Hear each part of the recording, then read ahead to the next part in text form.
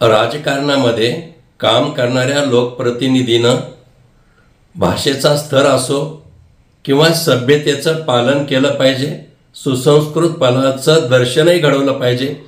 गोपीचंद पडळकरांच्या कालच्या बोलण्याचं समर्थन आम्ही मुळीच करत नाही.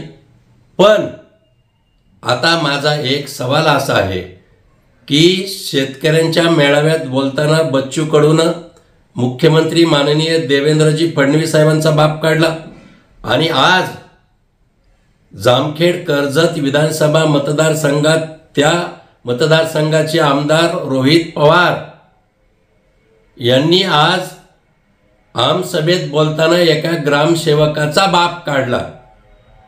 मग प्रश्न असा पडतो की शरदचंद्रजी पवार आता फोन कुणाला करणार? आमच्या लाडक्या खासदार बारामतीच्या सुप्रियाताई या प्रश्नावर काय बोलणार? कसे बीज बोये बबूल का तो आम कहाँ से आए, पेरलं तेच उगवत असतं. आणि म्हणून आता आम्ही वाट पाहतो पवार साहेबांचा फोन कुणाला जाणार.